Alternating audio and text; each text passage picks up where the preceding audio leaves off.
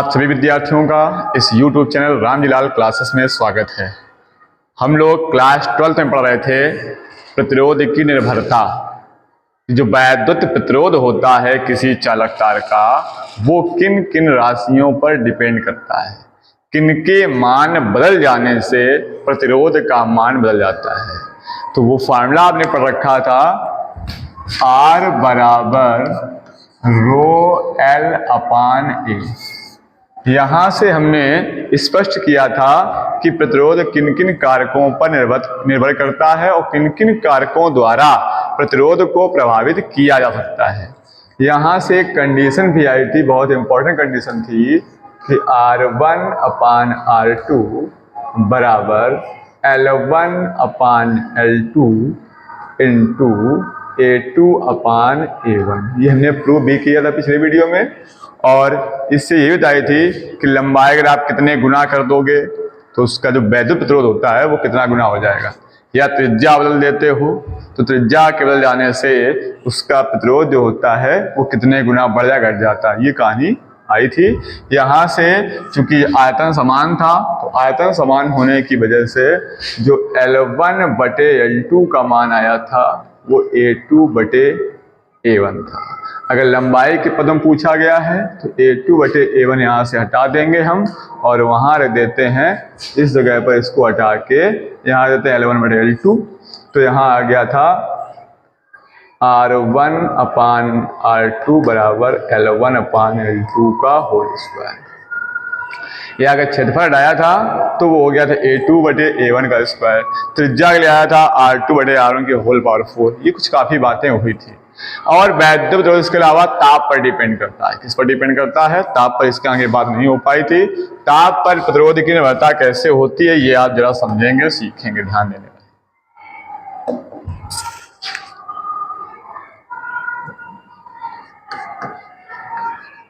चालक तार के ताप पर, चालक तार के प्रतिरोध चाहे लिख सकते हो आप, प्रतिरोध पर ताप का प्रभाव। अगर कोई चालक तार है और उसका टेम्परेचर, ताप को बढ़ाया घटाया जाए तो उससे चालक तार के प्रतिरोध पर क्या प्रभाव पड़ता है। तो जरा ध्यान दीजिएगा, एक फार्मूला होता है प्लेटिनम प्रतिरोध तापमाप से निकल के आता है कि RT बराबर R0 1 प्लस अल्फा टी। ये जो फार्मूला है, ये RT आप देख रहे हैं, R है रेजिस्टेंस प्रतिरोध, T मतलब T डिग्री सेंटीग्रेड ताप पर। जब किसी चालक तार का ताप T डिग्री सेंटीग्रेड है, कोई अज्ञात ताप है, उस समय आपका जो प्रतिरोध है वो RT है। T डिग्री सेंटीग्रेड पर जो प्रतिरोध है उसको बोला गया है RT।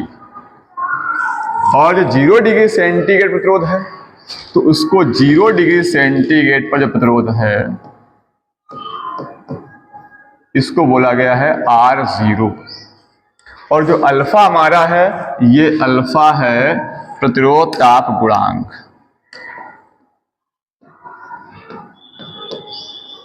प्रतिरोध ताप गुणांक ये आपका अल्फा है। और T क्या है? ताप है। तार का ताप जो है वो ताप है T।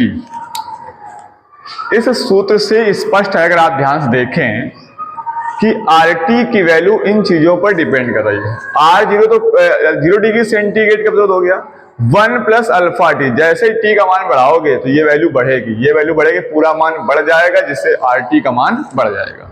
यानी T का मान बढ़ने से प्रतिरोध का मान बढ़ जाएगा। यानी हम यहाँ लिख सकते हैं कि उपर्युक्त सूत्र से स्पष्ट है, जो ऊपर आपको फार्मूला दिया गया है, इस उपर्युक्त सूत्र से स्पष्ट है। क्या स्पष्ट है? कि किसी चालक तार का कोई भी चालक तार है, किसी चालक तार का ताप बढ़ाने से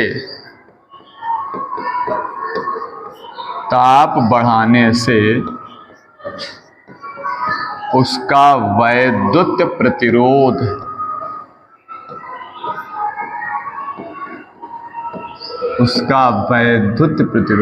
बढ़ जाता है।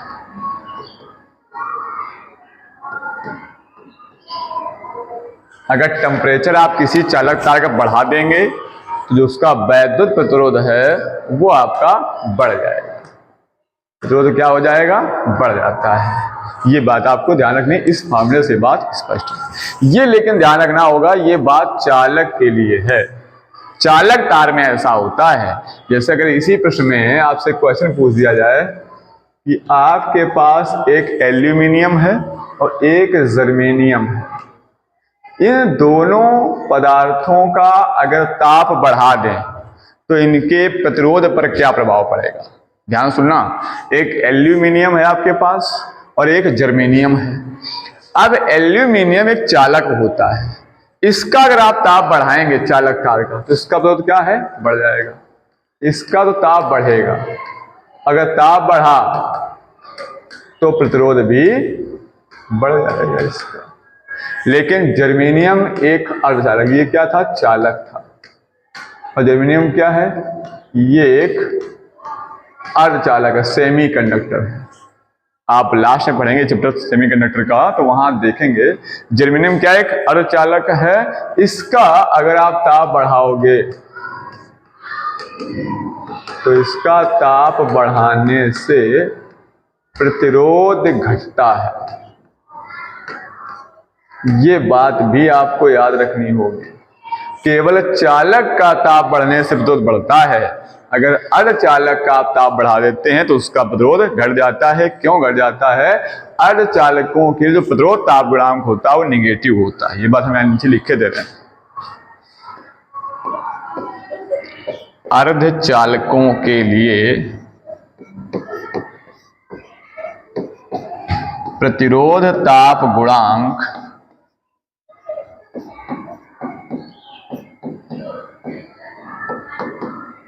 अर्थात अल्फा ऋणात्मक होता है।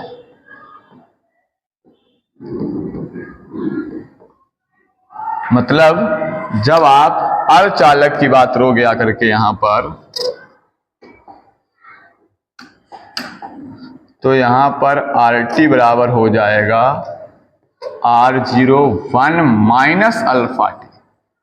जब ये निगेटिव हो जाएगा अल्फा तो ये वैल्यू RT का मान T बढ़ाने से घट जाएगी, यानी अर्धचालक का ताप बढ़ने से उसका जो प्रतिरोध है वो घट जाता है। और चालक, अब अर्धचालक में चाहे आपका जर्मेनियम हो, सिलिकॉन हो, कार्बन हो, जितने भी अर्धचालक पदार्थ होते हैं उन सभी अर्धचालकों का ताप बढ़ा देने से उसका प्रतिरोध घट जाता है। जबकि अगर कोई चालक पदार्थ है तो उस चालक पदार्थ का अगर आप ताप बढ़ाते हैं तो उसका जो प्रतिरोध होता है वो बढ़ जाता है। तो ये कुछ विशेष बातें हैं, आपको याद रखनी होगी। थोड़ा सा आगे चलते हैं। इसी के हम लोग पहुंचे थे विशिष्ट प्रतिरोध तक। विशिष्ट प्रतिरोध पढ़ा था वहां पे हमने रो बराबर RA/L आया था। और इसके बाद पढ़ी थी विशिष्ट चालकता। पहले विशिष्ट प्रतिरोध पढ़ा था, जो विशिष्ट प्रतिरोध या इसी को हमने प्रतिरोधकता कहा था, रेजिस्टिविटी। ये रो बराबर आई थी RA/L। फिर इसका व्युत्क्रम कर दिया था तो बन गई थी विशिष्ट चालकता।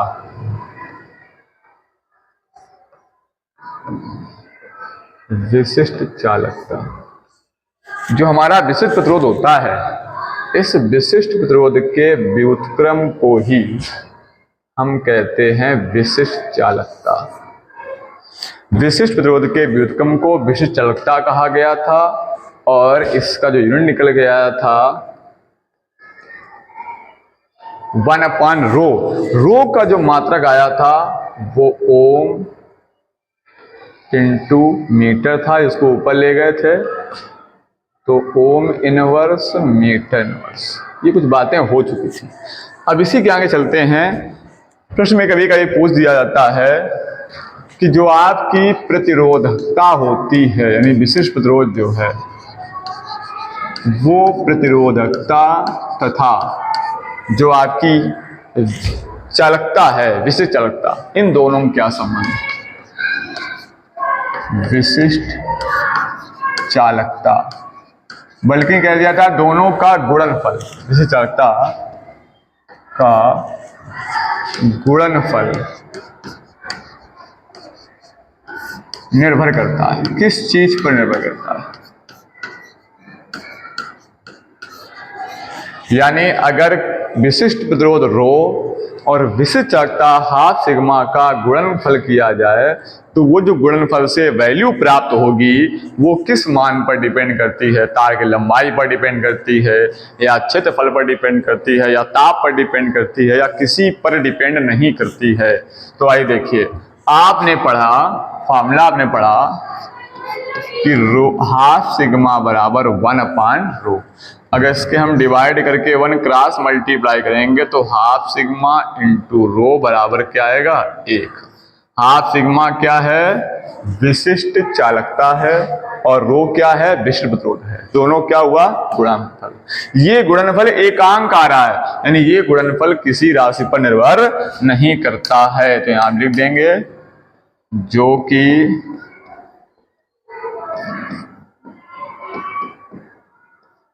किसी भी राशि पर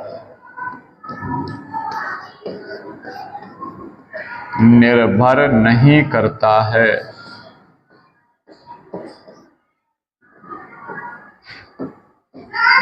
ना क्षेत्रफल पर, ना लंबाई पर, किसी भी राशि पर इन दोनों का गुणनफल निर्भर नहीं करता है। इसी में एक प्रश्न और पूछा जाता है कि विशिष्ट चालकता और धारा घनत्व में क्या संबंध होता है? आइए देखिए,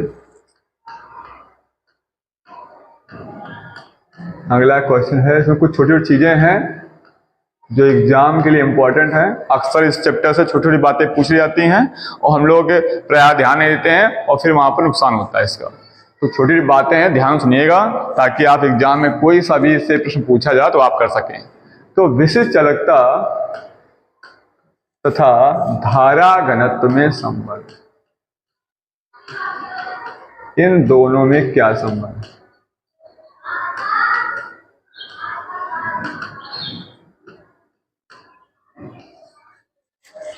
आपके पास रो का जो फॉर्मूला था विशिष्ट प्रतिरोध का, वो आप पढ़ के आए थे पीछे से ही।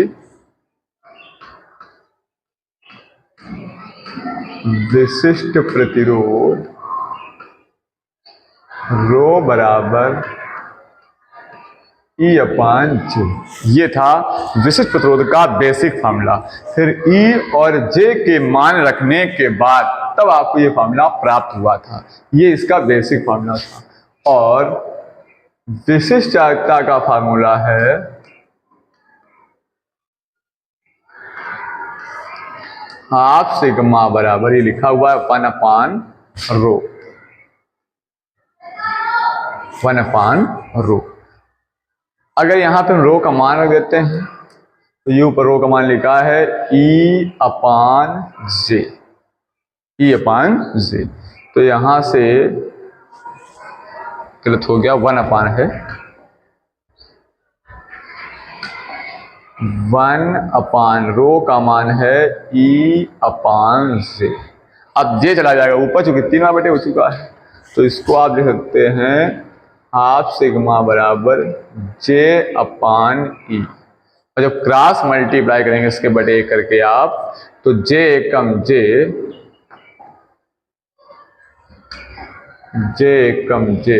बराबर हाफ सिग्मा इंटू E। ये रिलेशन आ जाएगा धारा घनत्व और विशिष्ट चालकता। धारा घनत्व J है और हाफ सिग्मा है विशिष्ट चालकता, ये इनमें संबंध है। अब इसी में आता है आपका प्रतिरोधों का संयोजन। प्रतिरोधों के संयोजन के 2 क्रम होते हैं, यानी कई प्रतिरोधों को आपस में जोड़ देना। कभी हमें अधिक प्रतिरोध चाहिए, कभी कम प्रतिरोध चाहिए। तो प्रतिरोधों को 2 प्रकार से आप संयोजित कर सकते हैं, श्रेणी क्रम और समांतर क्रम। हालांकि एनसीईआरटी ने इन दोनों प्रश्नों को हटा दिया है, ये 10th क्लास में आपके रखे गए हैं प्रतिरोधों का संयोजन, लेकिन फिर भी हम अलग से आप इनको बताए दे रहे हैं क्योंकि इनका फार्मूला जो आता है वो हमें यूज करना होता है न्यूमेरिकल वगैरह में। चूंकि आप किरचॉफ का जब नियम पढ़ेंगे तो वहां भी प्रतिरोधों का संयोजन करना पड़ेगा, तो वहां आपको ये फार्मूला यूज करने पड़ते हैं, इसलिए इनके बारे में जानकारी होनी चाहिए आपको। हालांकि आप 10th लेवल में इस चीज को पढ़ के आते हैं और इसलिए यहाँ हटा भी दिया गया इसको कि 10th क्लास में इनको रखा गया है, तो 10th में आप पढ़ के तो आए हैं तो वहां से आपको चीज पता होगी, लेकिन जनरली क्या होता है दिमाग से कुछ बातें निकल जाती हैं, इसलिए क्या है कि हम इसको थोड़ा समय लेकर के इसको बता देते हैं ताकि आपकी याददाश्त ताजी हो जाए, जो चीज आप हाई स्कूल में भूल गए थे वो यहाँ पे याद आ जाए और इसका हम आगे अच्छे से न्यूमेरिकल्स वगैरह में या किरचॉफ नियम में या वीटस्टोन विधि में यूज कर सकते हैं इसको। इसलिए हम पढ़ेंगे प्रतिरोधों का संयोजन। पीछे आप पढ़ चुके हैं संधारित्रों का संयोजन, कुछ ठीक इसी प्रकार से होता है प्रतिरोधों का संयोजन।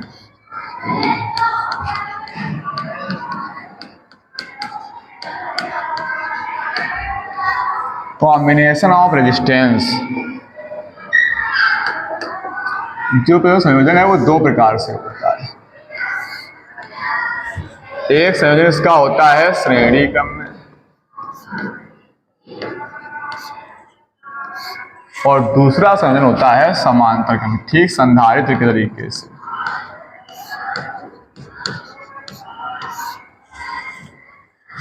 इसको बोलते हैं सीरीज कनेक्शन या सीरीज कॉम्बिनेशन और इसको हम बोलते हैं पैरेलल कनेक्शन।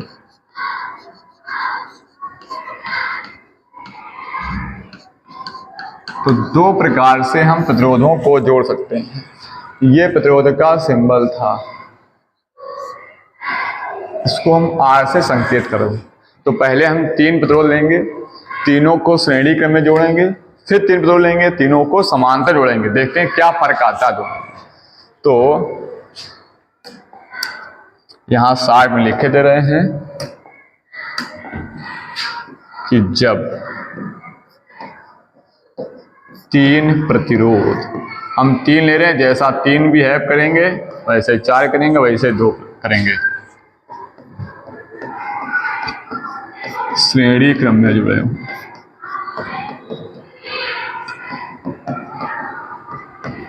तो उनका परिणामी तो उनका परिणामी कह सकते हो या तुल्य कह सकते हो।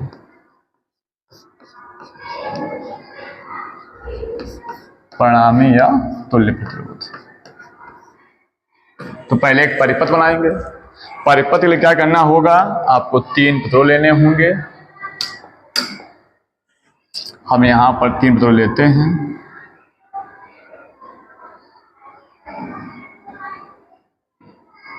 एक प्रतिरोध हमारा ये हो गया, श्रेणी क्रम में है यानी एक लाइन में, दूसरा ये हो गया और तीसरा ये हो गया। ये 3 प्रतिरोध एक लाइन में जुड़े हुए हैं। इन प्रतिरोधों का नाम रख देते हैं R1, R2, R3 और इसको हम जोड़ देते हैं एक बैटरी द्वारा। बैटरी के साथ लगा दी कुंजी और ये तीनों प्रतिरोध जुड़ गए आपस में। बैटरी के पास क्या होता है, बैटरी के पास होता है वोल्टेज और करंट। श्रेणी क्रम में ध्यान क्या रखना होता है, श्रेणी क्रम की सबसे बड़ी विशेषता है कि धारा समान रहती है। जैसे वहां संधारित्रों में बताया था हमने कि श्रेणी क्रम में आवेश समान था, ठीक उसी प्रकार से इस श्रेणी क्रम में जो आपकी धारा है वो समान जाएगी लेकिन विभव अलग अलग हो जाएंगे। इस प्रतिरोध को जो विभव मिलने वाला है वो V1, इसको जो मिलेगा V2, इसको जो मिलेगा वो V3। क्योंकि वोल्टेज सिस्टम होता है प्लस से स्टार्ट होगा और धीरे धीरे सब में खत्म होके यहाँ पर माइनस बचेगा, यहाँ कोई वोल्टेज नहीं बचता है। यहाँ से वोल्टेज निकला इतना ही वोल्टेज था, सारा वोल्टेज यहाँ चलेगा, कुछ इसको मिले, कुछ इसको मिले, कुछ मिलेगा और धीरे धीरे वोल्टेज माइनस मतलब यहाँ पर खत्म हो जाएगा। गेट बंद कर दें।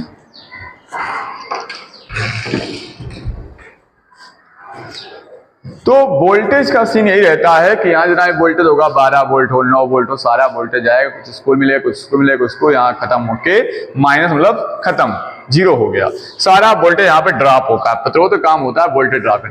लेकिन अगर धारा की बात की जाए तो धारा श्रेणी क्रम में समान रहती, जो धारा यहाँ आएगी आई, वही धारा यहाँ आएगी, वही धारा यहाँ आएगी, वही धारा यहाँ, और वापस उतनी ही आएगी। जितनी प्लस से स्टार्ट हुई थी माइनस पर उतनी धारा आएगी।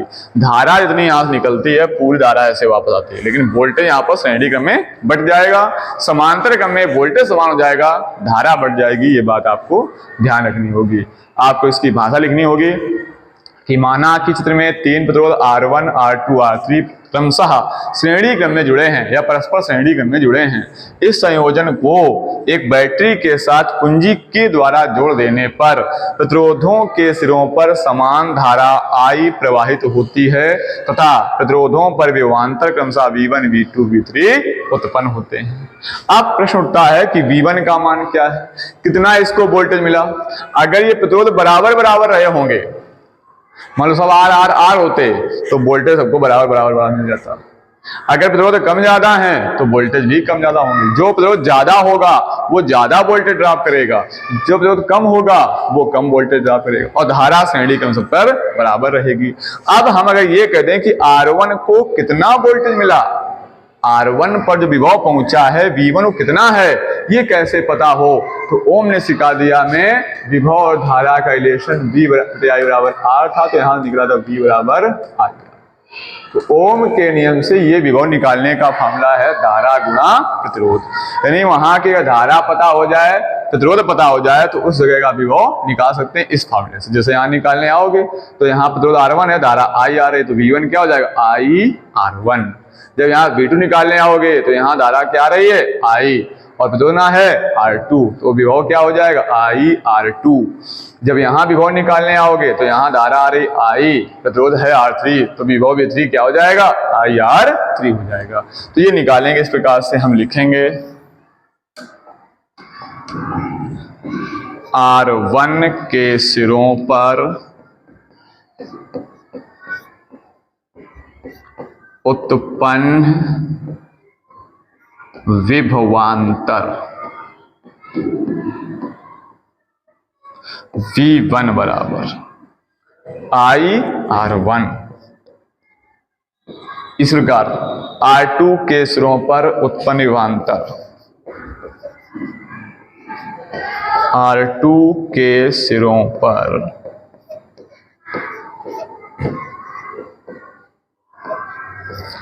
उत्पन्न विभवांतर V2 बराबर I R2। इसी प्रकार R3 के सिरों पर R3 के सिरों पर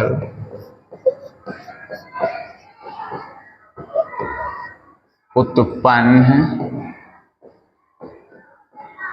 विभवांतर V3 बराबर I R3। तो ये सब पर जितना विभव आया है उसकी वैल्यू है। आप जरा ध्यान दीजिएगा,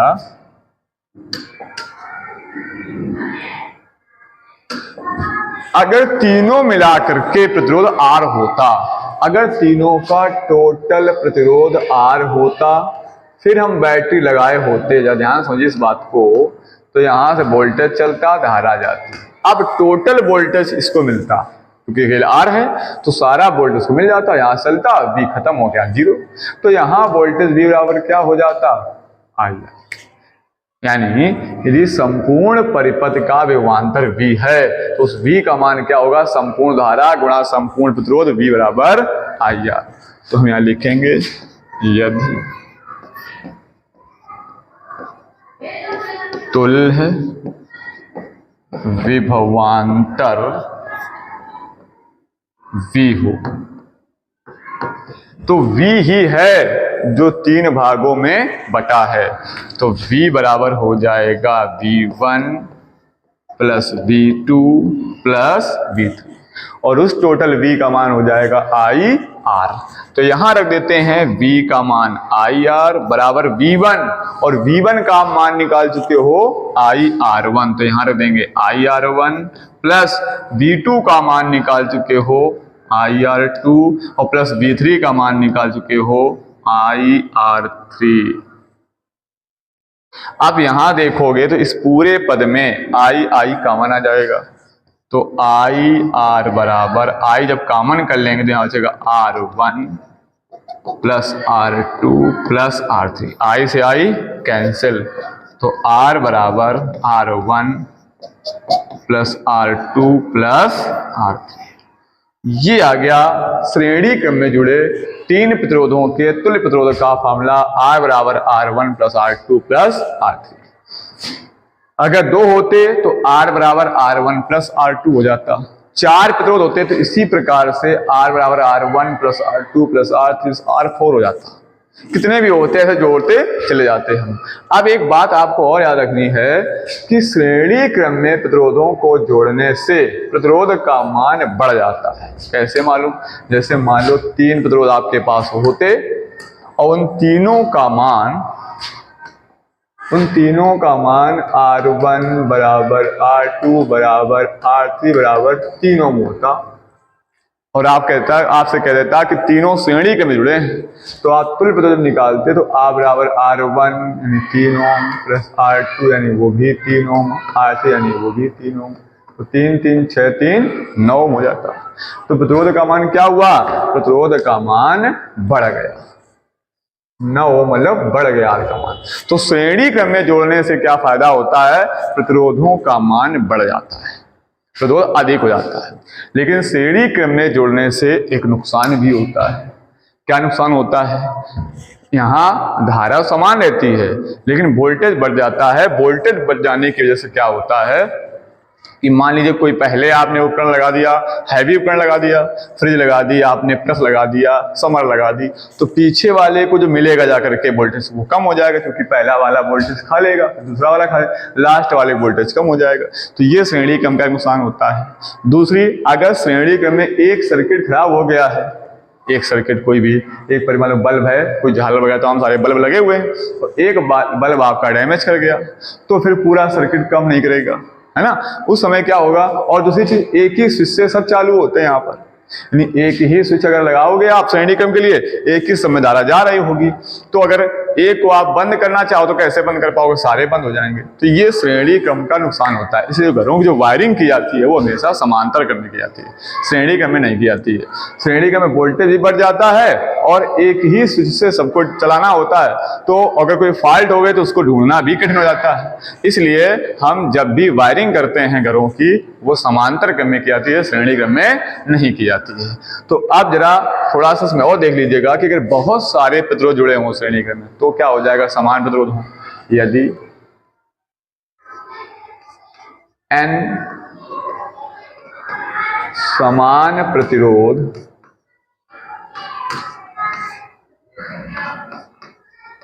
श्रेणी क्रम में जुड़े हों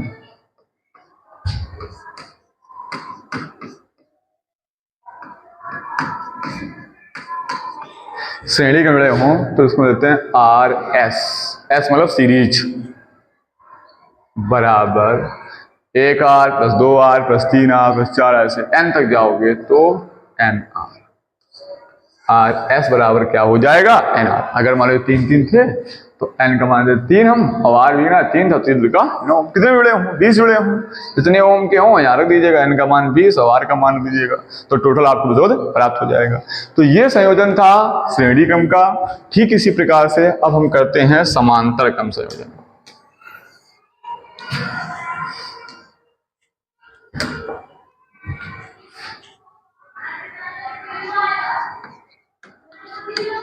जब तीन प्रतिरोध,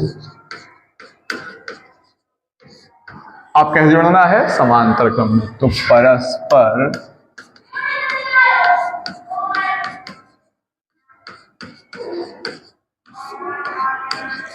समांतर क्रम में जुड़े हों तो उनका परिणामी प्रतिरोध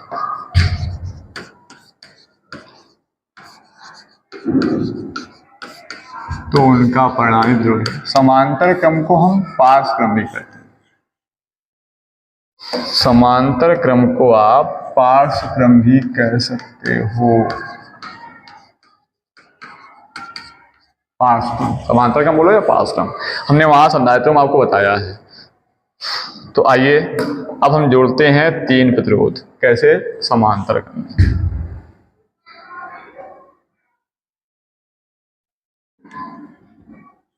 एक प्रतिरोध ये हो गया हमारे पास,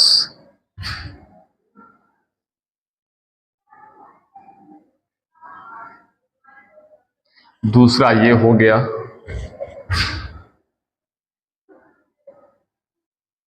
तीसरा ये हो गया। अब इन तीनों को कनेक्ट करना आपस में।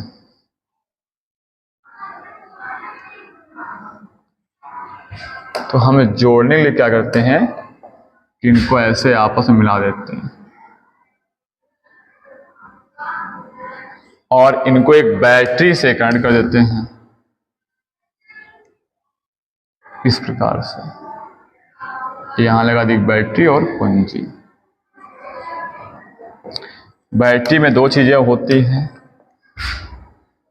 वोल्टेज और करंट।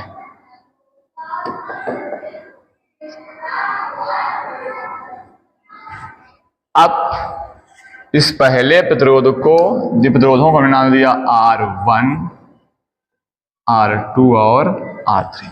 ये 3 प्रतिरोध, ये किस क्रम में हो गए हैं? श्रेणी क्रम में हो गए, समांतर क्रम में हो गए हैं। श्रेणी क्रम में धारा समान थी, लेकिन अब यहाँ धारा समान नहीं रहेगी। देखो यहाँ धारा चलेगी इस तरह से, ऐसे धारा आएगी, और यहाँ जो धारा पहुंचेगी बढ़ जाएगी 3 भागों में। अब ये धारा जाएगी, यानी ये धारा आज जो निकली थी वो यहाँ तो ठीक है, और जैसे यहाँ आएगी यहाँ 3 भागों में बढ़ जाएगी। श्रेणी क्रम में ऐसा नहीं था, श्रेणी क्रम में एक की धारा जा रही थी, श्रेणी में लाइन में थे, धारा समान है। यहाँ धारा ऐसे आएगी, इस जगह से 3 भागों में ऐसे बटेगी। तो यहाँ जो धारा पहुंचेगी इस वाले में, उसका एक भाग हमने I1 कह दिया, ये भाग I2, ये भाग I3। अब अगर तीनों प्रतिरोध समान होंगे तो धारा तीनों पे समान जाएगी, और अलग अलग होंगे तो धारा तीनों पे अलग अलग जाएगी। ये धारा I1, I2, I3 यहां से जाते हैं तो फिर एक हो जाएगी, यहाँ पे वापस उतनी ही आएगी। ये समांतर क्रम में वोल्टेज समान रहेगा, V यहां से चलेगा, V इसको मिलेगा, V इसको मिलेगा, V, क्योंकि यहाँ V और यहाँ 0, V और 0 का डिफरेंस सबके लिए बराबर रहेगा, V माइनस 0 रहेगा। तो यहाँ पर समांतर क्रम में विभव समान हो गया, श्रेणी क्रम में धारा समान थी। क्या लिखेंगे भाषा में कि माना कि चित्र में 3 प्रतिरोध क्रमशः R1, R2, R3 परस्पर समांतर क्रम में जुड़े हैं। इन संधारित्रों को एक बैटरी के द्वारा कुंजी के साथ जोड़ देने पर प्रतिरोधों के सिरों पर धाराएं क्रमशः I1, I2, I3 प्रवाहित होती हैं तथा समान विभव V उत्पन्न होता है। ये भाषा लिखने के बाद अब हम निकालें क्या, हमें वहां पिछले प्रश्न में विभव अलग अलग उत्पन्न हुए थे, तो विभव के मान निकाले थे। R1 के सिरों पर उत्पन्न विभव V1 का मान, R2 के सिरों V2 का मान, R3 के सिरों पर V3 का मान। यहाँ इस क्रम में क्या है, धारा अलग अलग उत्पन्न हुई है, तो R1 के सिरों पर प्रवाहित धारा I1 निकालेंगे, R2 के सिरों पर प्रवाहित धारा I2 निकालेंगे, और R3 के सिरों पर प्रवाहित धारा I3 का मान निकालेंगे। कैसे निकालेंगे, तो ओम के नियम से हम सीख चुके हैं, V बराबर होता है IR। तो यहाँ से I बराबर क्या हो जाएगा, I बराबर हो जाएगा V अपान R। यानी धारा निकालने का फॉर्मूला हो गया विभवांतर बटे प्रतिरोध। तो जब यहाँ I1 निकालने आएंगे तो V अपान R1, और जब I2 निकालने आएंगे तो V अपान R2, और जब I3 निकालने आएंगे तो V अपान R3 हो जाएगा। तो लिखते हैं, जरा देखिए,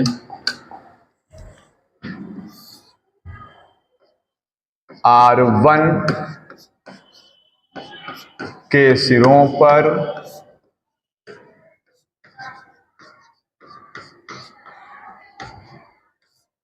प्रवाहित धारा I1 बराबर V अपान R1, I1 बराबर V अपान R1। इसी प्रकार निकालेंगे R2 पर I2 मान, तो V अपान R2 हो जाएगा।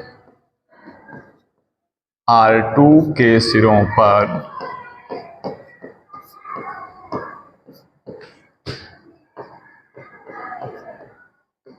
प्रवाहित धारा I2 बराबर V/R2 हो जाएगा। अब R3 के सिरों पर प्रवाहित धारा I3 निकालेंगे तो V/R3। तो R3 के सिरों पर प्रवाहित धारा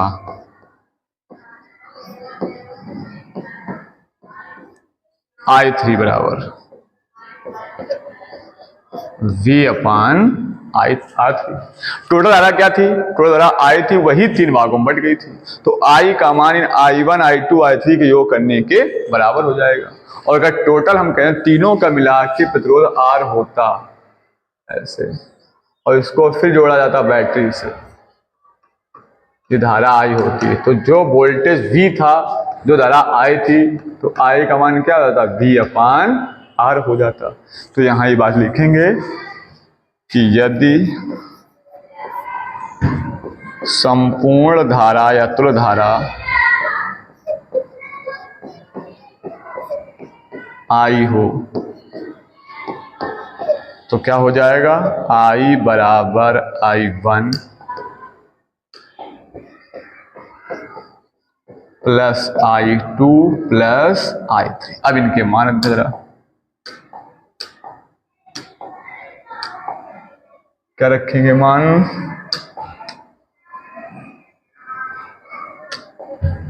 I का मान क्या हो गया? V/R हो गया, इस फार्मूले से बताया था भी। और I1 का मान हम निकाल चुके हैं ऊपर, V/R1 प्लस I2 का मान V/R2 प्लस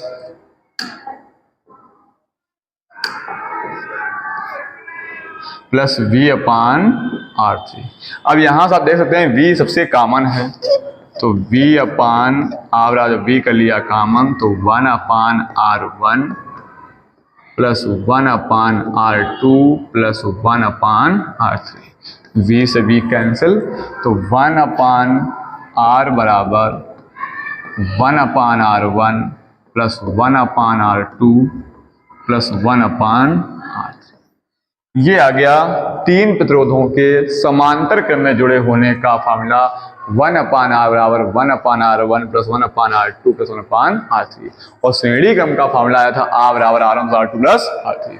अब अगर वही तीनों में यहां हम जोड़ देते समांतर क्रम में, जो तीनों में जो थे, तो 1/R बराबर 1/3 प्लस 1/3 प्लस 1/3 करते तो हर इनके बराबर थे, तो 3/3 हो जाता, तो 3 कैंसिल जाता, तो R बराबर क्या जाता? 1 ओम। जब श्रेणी क्रम में जोड़ा था इन्हीं तीन प्रतिरोधों को तो 9 ओम आया था, अभी बताया था वहां। और जब उन्हीं प्रतिरोधों को हमने समांतर क्रम में जोड़ दिया तो प्रतिरोध हमारा आ गया कितना? 1 ओम। यानी समांतर क्रम में प्रतिरोध का मान घट जाता है और श्रेणी क्रम में प्रतिरोध का मान बढ़ जाता है। दोनों में सबसे बड़ा डिफरेंस क्या था? श्रेणी क्रम में धारा समान रहती है और समांतर क्रम में विभव समान रहता है। अब अगर यहाँ भी बहुत सारे प्रतिरोध हों और श्रेणी क्रम में समांतर में जुड़े हों, यदि n समान प्रतिरोध, यदि n समान प्रतिरोध समांतर क्रम में जुड़े हो,